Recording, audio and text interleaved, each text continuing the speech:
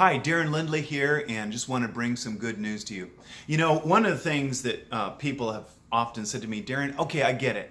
I'm supposed to be in love with Jesus, and we should love God. I agree with you. We should love God. But I'm actually saying something a little different than that, because I'm not talking about loving Jesus like you love America. And I'm not talking about loving Jesus like you love pizza. I'm talking about being in love with Jesus, where he becomes somebody that you are kind of emotionally entangled with. You know, I like to say this: love is not emotion, but love is definitely not without emotion. And if you don't have emotion in your love for Jesus at some point along the way, there's something wrong. And because he's beautiful and he's good and he's nice and he's kind and he lifts your burden and strengthens you and does in you what you could never do in yourself.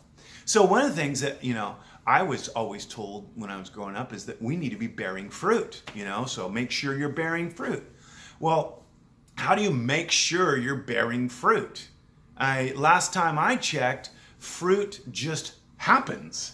In fact, I remember when that bumper sticker was going around that poo-poo happens, and someone actually gave me a bumper sticker that says fruit happens, and it's really true. Fruit just happens. And what do I mean by that? Well, look at an apple tree. I was up in Yakima. My mother-in-law and father-in-law live up there, and I was up there, and I went by this orchard, and they had all these apple trees just heavy with fruit. I mean, they literally had to put 2x4s under the branches to keep them from breaking off because they're so heavy with fruit. Now, I drove by those and walked by those apple trees, and you want to know what? Not one of them was saying anything. They weren't going, "Oh man, got to get this fruit out here. Got to get her done." No, nobody.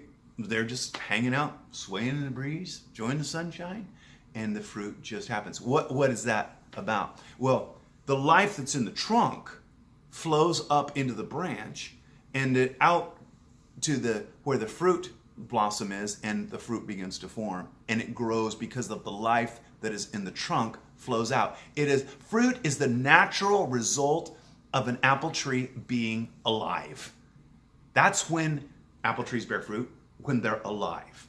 And so when I was growing up, you're supposed to bear fruit. So what I would do is I'd say, well, I'm supposed to pray an hour a day, so I need to do that. And I wasn't praying because I wanted to. I wasn't praying because it was the natural result of who I was. I was praying because I was supposed to. And so that's like taking a block of wood and whittling it into the shape of an apple. And you take this block of wood and you polish it up, and it looks very much like an apple. And then when no one's looking, you get a little craft thread and make it look like a stem, and you stick it out there on your branch. And there we go. There's my apple. I see I'm bearing fruit. But then somebody from the world walks by and they're going, "Oh man, that fruit looks so good. I would just love to get a bite of that fruit." And they pick some of that fruit and they take that apple and they go, and when they bite into that apple, their teeth get stuck into this super high fiber experience. And they can't get it off their teeth. And they're just like, oh man, if they don't lose a tooth, when they spit out the splinters, they're going, wow, that was a bad experience. I don't ever want to have that again. So fake fruit is truly fraudulent. We don't want to be producing fake fruit. There is no substitute for real fruit. And so I got to tell you, how you get fruit in Jesus is this: you become alive. Just like the apple tree. How do you become alive? You let Christ fill you up. His energy, his strength, his goodness, his life. And as Jesus pours his life into you, you become a different person. All of a sudden, fruit happens. It just starts coming out of your life. You didn't try to be good. You weren't setting out that day to be a nicer guy. What happens is the life of Christ is made manifest in you. And when he's made manifest in you, that joy is so lovely. It's beautiful. The fruit of the Spirit is love, joy, peace, patience, gentleness, kindness, goodness, faithfulness, and self-control. And all my life, what we talked about was self-control. And if you got self-control, then you'd have the rest of the fruit of the Spirit. But you know what? Each fruit actually produces the other. Love produces joy. Love and joy produce peace. Love and joy and peace produce patience. Have you ever met a patient person?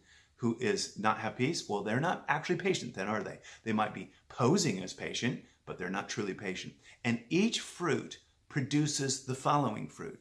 So when you abide in Jesus and you've got love and joy and peace in your life, you're going to become patient. You're going to become much kinder, and you will eventually get to that thing called self-control, which, by the way, is the last fruit of the Spirit.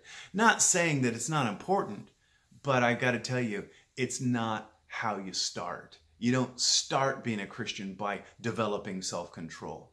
You start being a Christian by falling in love with Jesus, and fruit just happens.